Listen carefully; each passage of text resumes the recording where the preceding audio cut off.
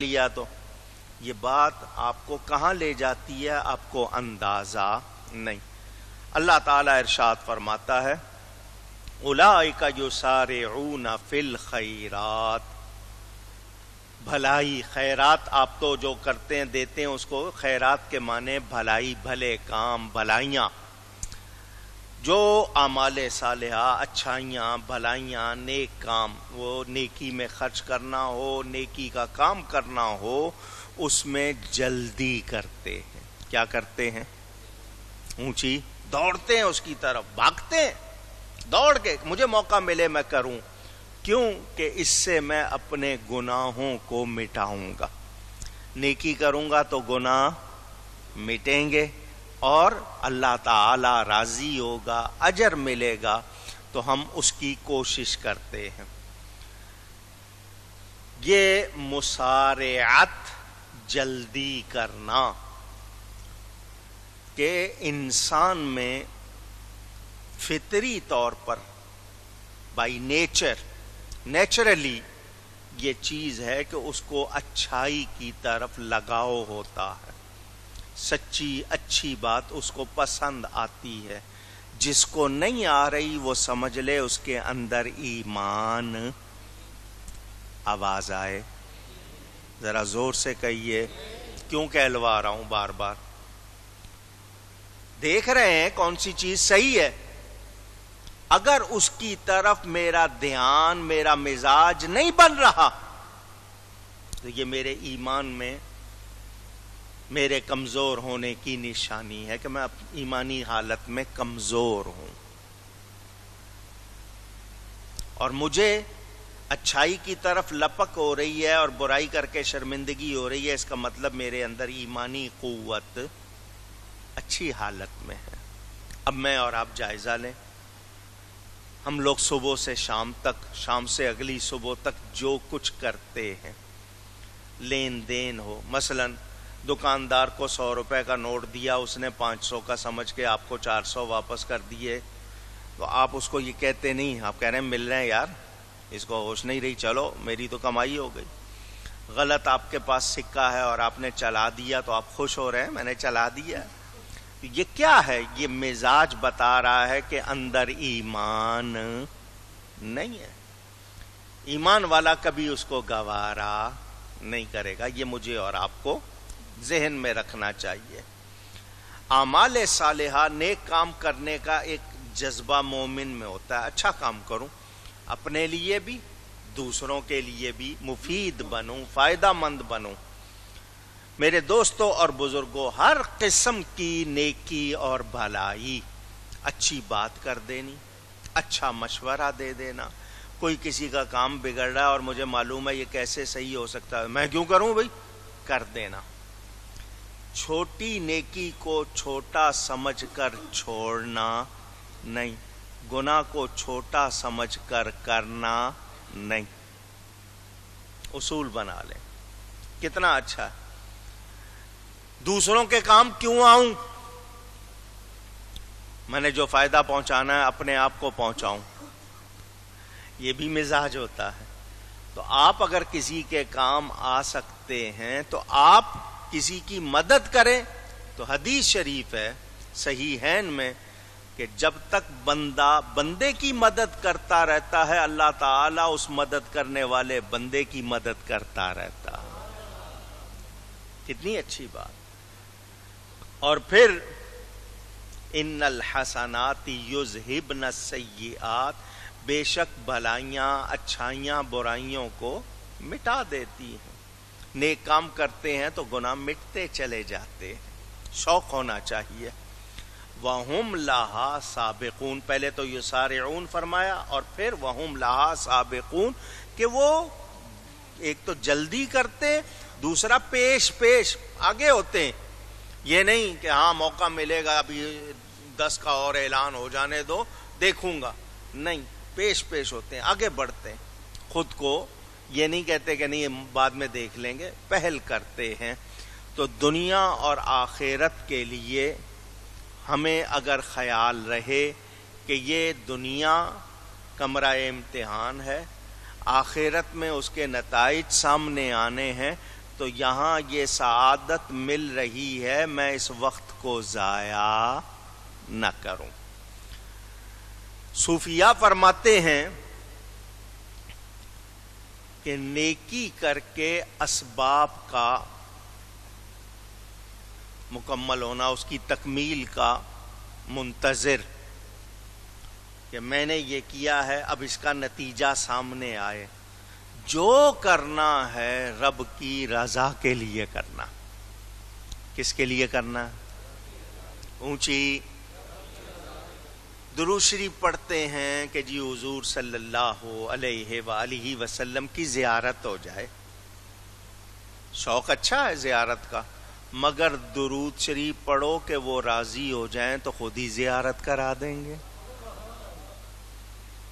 نماز پڑھیں کہ جی میرا رزق بڑھ جائے، میں نیکی کروں تاکہ یہ کہ میرے اندر اچھائی آ جائے، اچھی بات ہے، لیکن صوفیاء فرماتے ہیں جزا کی تمنا نہ کرو، جزا کی اونچی تمنا نہ کرو، بس رب کی رضا کے لیے کرو۔ وہ راضی ہوگا تو اتنا دے گا شمار ہو سکتا نہیں۔ وہ نیکی کر یعنی کہ جی کچھ ملا نہیں تو لہٰذا یار میں اتنے عرصے سے لگا ہوا ہوں آج تک تو کچھ ہوا نہیں ہے، چھوڑ دو، جب کچھ ملا ہی نہیں ہے فرق ہی نہیں پڑا۔ یہ نہیں، یہ آپ کو نیکی کرنے کی توفیق ملی ہوئی ہے، یہ جزا نہیں ہے تو اور کیا؟ دوسرے کو نہیں ملی اور آپ کو ملی ہے تو آپ اس کو انعام سمجھیں کہ میں یہ کر رہا ہوں تو چھوڑنا نہیں۔ اچھا یہاں ایک بات اور سن لیجئے، کبھی کبھی موقع ملتا ہے کہ زیادہ کر لیں، مطلب سال میں 2-4 راتیں تو بڑی محنت کر لی اور پورا سال خالی۔ شب معراج آئی، شب براءت آئی، شب قدر آئی، شب میلاد آئی، شب عاشور آئی، یہ راتیں ہوتی ہیں خاص، ان میں تو محنت کر لی، باقی پتہ ہی نہیں ہے۔ تو یاد رکھیں صرف وہ 4, 5, 6, 10 راتیں ہی نہیں ہیں، ہمیں ہر وقت نیکی میں رہنا چاہیے، جتنی ہو سکے، تھوڑی یا زیادہ۔ اچھا ایک شخص کوشش کرتا ہے ایک دن تو 100 نفل پڑھ لیے، اگلے دن 10 بھی نہیں پڑھے گا، تو نہیں، روز کے اگر آپ 4-6 پڑھتے ہو اور ہمیشہ پڑھتے ہو وہ زیادہ اچھا ہے۔ ہاں کبھی موقع ملا آپ نے کسی وقت کوئی زیادہ کر لیا وہ اور بات ہے، لیکن یہ سوچ کر کہ نہیں جی بس جی میں آج 20 پڑھ لیتا ہوں سال بھر کے لیے کافی، تو ایسی بات نہیں۔ کوشش کیا کرنی ہے کہ بھلے عمل تھوڑا ہو لیکن ہمیشہ ہو۔ ایک دن تو 10 پارے پڑھ لیے اور اس کے بعد 10 مہینے ایک پارا بھی نہیں پڑھا، تو روز پڑھیں تھوڑا، اور عادت ہو، اس میں دوام ہو۔ اس دوام کو آپ ہمیشگی کہتے ہیں، کیا مطلب مسلسل ہو، بھلے تھوڑا ہو، وہ بہت اچھی بات ہے۔ اور ایک دن بہت کر لیا اور 10 دن نہیں کیا وہ اچھی بات نہیں ہے، اس کو یاد رکھنا چاہیے۔ اور یہ جو رزلٹ کہ جی مجھے پہلے ملے پھر آگے کروں گا، اب تک جتنا کیا نا پہلے اس کا مل جائے، تو یہ کوئی کاروبار نہیں۔ یہ جو تمہیں مستقل توفیق ملی ہے اس کو انعام سمجھو، اس کو جزا سمجھو کہ مجھے توفیق ملی ہوئی ہے۔ میں نے آپ کو بات سنائی تھی، مولانا روم رحمۃ اللہ علیہ لکھتے ہیں ایک شخص تھا، وہ اپنے ملازم کے ساتھ جا رہا تھا، اذان ہو گئی تو ملازم نے آقا کی طرف دیکھا تو آقا نے کہا کیا بات ہے؟ اس نے کہا جی اذان ہوئی ہے۔ اس نے کہا پھر؟ تو میں نے نماز پڑھنی ہے۔ انہوں نے کہا جاؤ پڑھ لو، میں اتنی دیر بازار گھومتا ہوں۔ وہ بھی مسلمان تھا مگر اس کو نماز کا شوق نہیں تھا، احساس نہیں تھا کہ فرض ہے پڑھنی ہے۔ اس نے کہا میں بازار گھومتا ہوں۔ ملازم چلا گیا، نماز ہو گئی، لوگ باہر نکلنے شروع ہو گئے، یہ ملازم نکلا نہیں، اور وہ انتظار کر رہا تھا کہ آئے تو آگے جائے۔ تو وہ مسجد کے دروازے پر جا کر ملازم کو آواز دے کے کہنے لگا آتا کیوں نہیں ہے؟ کس نے تجھے روک رکھا ہے اندر؟ تو اس نے اندر سے جواب دیا مجھے اسی نے اندر روک رکھا ہے جس نے تجھ کو باہر روک رکھا. جو تجھے باہر سے اندر نہیں آنے دے رہا وہ مجھے اندر سے باہر نہیں آنے. کیا مطلب؟ کہ تو نے اپنے اندر خواہشات کو بسایا ہوا ہے, وہ تجھے اندر نہیں آنے دیتی. مجھے میرے رب کی رضا نے لگایا ہوا ہے, میں اس میں لگا ہوا ہوں. تو سوچیں, آپ کو اگر نیکی کا موقع ملا تو یہ نہ دیکھیں دوسرا نہیں کر رہا, یہ خوش ہوں کہ مجھے توفیق ملی ہوئی ہے. یہ جزا ہے, یہ انعام ہے, یہ کرم ہے. اللہ والے کہتے ہیں ایک مرتبہ اللہ کہنے کے بعد دوبارہ اللہ کہنے کا تمہیں موقع ملا تو سمجھو پہلا قبول ہوا ہے تو ملا ہے نا موقع. اللہ یار مگر نہیں جی, پہلے کچھ ملے تو یہ جو ملنے والے ہیں یہ کاروبار کرنے والے ہیں, یہ عبادت ہے, کاروبار نہیں ہے. اچھا, ہر کسی کا شوق ہے میرے درجے آگے بڑھیں, منزل طے ہو, اعلی مقام ملے. تو اعلی مقام بغیر محنت کے مل جاتا ہے؟ پوچھ رہا ہوں. نبی پاک صلی اللہ علیہ وسلم سید المعصومین, گناہ کا تصور بھی ان کے ساتھ نہیں ہے. نافرمانی کا, گناہ کا تصور بھی نبی کے ساتھ ہم نہیں کرتے, اور نبی پاک صلی اللہ علیہ وسلم تو ان سب میں اعلیٰ سید المعصومین ہو کر ساری ساری رات قیام کرتے ہیں, پاؤں مبارک پر ورم آ جاتا ہے. اللہ کیا فرماتا ہے؟ محبوب قم اللیل الا قلیلا. وہ حبیب ہو کر اتنا شوق ساری ساری رات سجدے میں, قیام میں, عبادت میں گزار دیتے, اور ہم گناہگار ہو کر پڑھتے ہی نہیں. تو اگر اعلی مقام چاہیے تو پھر محنت کرنی ہوتی, اور جب اعلی مقام مل جائے تو محنت چھوٹتی نہیں ہے, زیادہ ہو جاتی ہے. اس محنت میں پھر دوام آ جاتا ہے. میں نے آپ کو سنائی تھی نا بات, حضرت موسیٰ علیہ السلام ایک پتھر کے پاس سے گزرے تو دیکھا وہ پتھر رو رہا تھا.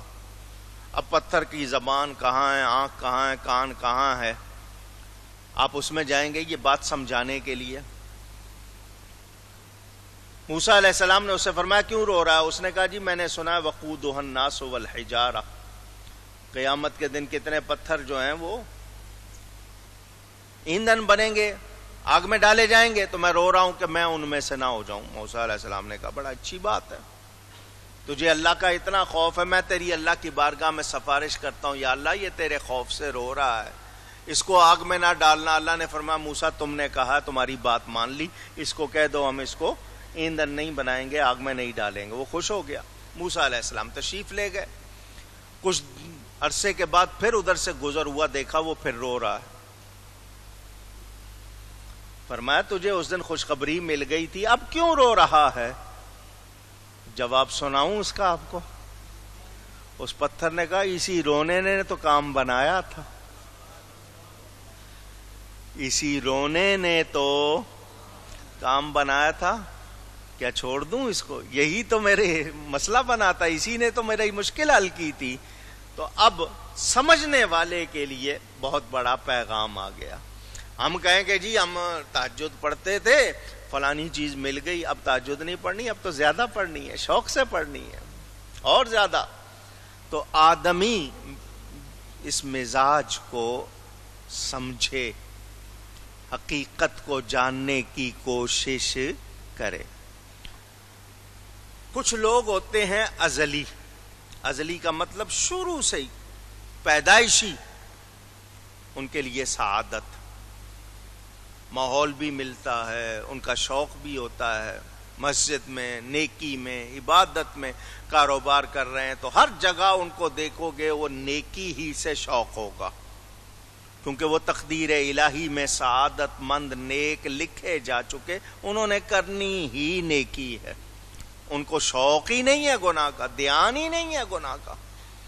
اور کچھ ہوتے ہیں جو کسی کی دعا سے ادھر آ جاتے ہیں, کسی کی نگاہ سے ادھر آ جاتے ہیں, پھر ان کو شوق ہو جاتا ہے. لیکن جس کو بھی ہو جائے پھر اس کا ظاہر اور باطن اس بات کو محسوس بھی کرتا ہے اور دوسرے بھی دیکھ لیتے ہیں کہ اس کے اندر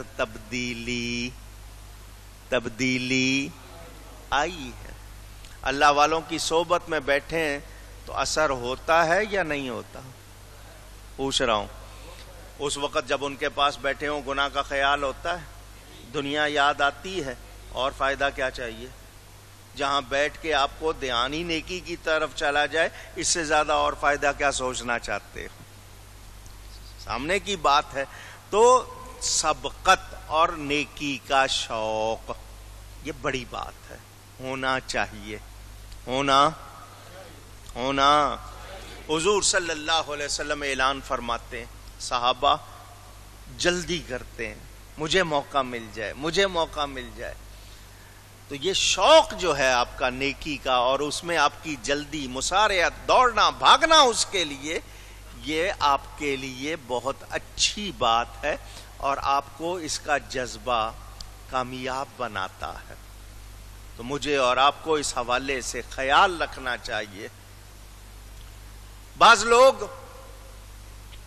یہ کہتے ہیں, مولانا صاحب کیا پھر بس نیک کام کریں, باقی تفریح نہ کریں, گھومیں پھریں نہیں, کھائیں پیئیں نہیں, سیر سپاٹا نہ کریں؟ سمجھے نہیں ہو یہ بات کیوں کی ہے. سیر کرنا, اچھا کھانا پینا, اچھا پہننا کس نے منع کیا ہے؟ اور میں آپ کو بتا چکا ہوں, انما الاعمال بالنیات کے تحت اعمال نیتوں کے ساتھ ہیں. اگر آپ کی زندگی اللہ کی رضا کے لیے ہے تو آپ کا سونا, جاگنا, کھانا پینا, کاروبار کرنا, مزدوری, آپ کی نیند, آپ کے سیر سپاٹے سب عبادت بن جائیں گے. سونا ضروری ہے تاکہ بدن میں میرے طاقت رہے, کھانا ضروری ہے تاکہ بدن کو قوت ملے, جگہ ضروری ہے تاکہ میں اس میں آرام کر سکوں. آپ مکان بنا رہے ہیں, آپ کھا رہے ہیں, آپ پی رہے ہیں, آپ سو رہے ہیں, کیوں؟ کہ تاکہ میرے اندر قوت رہے, میں عبادت کر سکوں. یہ سب عبادت بن جائے گا. سب آپ مسجد میں داخل ہوئے, مقصد کیا ہے؟ جمعہ پڑھوں گا. اس آپ کی نیت میں صرف کیا ہے؟ آواز آئے, جمعہ پڑھوں گا. آپ نے صرف اتنی نیت کی, آپ آ گئے. آپ کی اس نیت کے مطابق اب آپ کا ثواب صرف جمعے کا ہے. میں اللہ کے گھر جا رہا ہوں, عبادت کروں گا. آپ کا یہاں بیٹھنا بھی اس نیت میں آ جائے گا اور اس کا بھی ثواب ملے گا. میں واز سنوں گا, درس سنوں گا, میں قرآن پڑھوں گا, درود شریف پڑھوں گا, جو سارے جتنے کام کریں گے نیک, ان سب کا ثواب اس میں آ جائے گا. وہ جو کہے نا نیت بہتر ہوتی ہے عمل سے, تو نیت میں مثلا وضو کیا ہے نماز کے لیے, تو اس میں صرف نماز کا ثواب. اس کے بعد آپ نے قرآن پڑھا ہے, آپ نے درود شریف پڑھا ہے, کوئی واز کیا ہے, درس دیا ہے, اس کا ثواب نہیں ہے, کیونکہ آپ نے صرف نماز کے لیے. اور آپ کہیں میں عبادت کے لیے وضو کر رہا ہوں, تو جتنے نیک کام کریں گے ان سب کا ثواب اس میں چلا جائے گا. یہ سیکھنا ہے, مزاج بنانا ہے کہ جلدی کریں, نیکی میں جلدی کریں اور نیکی کا شوق رکھیں, اور زیادہ سے زیادہ اس نیکی کو اچھا بنانے کی کوشش کریں. یعنی اس کی ادائی مجبوری سے نہ ہو. آئیے اب اس حوالے سے سنیں کہ بہت سے لوگ کرتے تو ہیں مگر ایسے ہی اوپر اوپر سے, مجبوری سے. سنیں, وَلَا نُكَلِّفُ نَفْسًا إِلَّا وُسْعَهَا وَلَدَيْنَا كِتَابٌ يَنطِقُ بِالْحَقِّ وَهُمْ لَا يُظْلَمُونَ. اور ہم کسی جان پر بوجھ نہیں رکھتے مگر اس کی طاقت بھر. جتنا کسی کی برداشت ہے اتنا ہی, اس سے زیادہ نہیں. اور ہمارے پاس ایک کتاب ہے کہ حق بولتی ہے اور ان پر ظلم نہیں ہوگا. یہ کتاب سے مراد لوح محفوظ ہے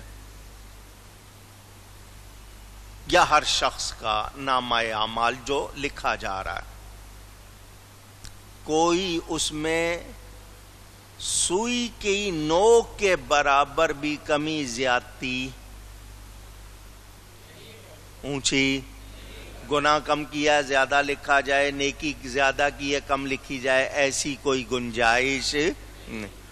اس کا حق بولنا، وہ کتاب بولے گی، قیامت کے دن نامہ اعمال آپ کا سامنے آئے گا، تو یہ رب کے علم کے لیے نہیں ہے کہ اللہ کو پتہ لگ جائے کہ بندے نے کیا کرا، ایسی بات نہیں، بلکہ خود اس عامل جس نے عمل کیا ہے اس کے لیے ہے کہ وہ یہ نہ سمجھے کہ اس نے کچھ زیادہ کیا تھا یہاں کم لکھا گیا ہے، یا اس نے کم کیا تھا زیادہ لکھا گیا ہے، ایسی بات نہیں۔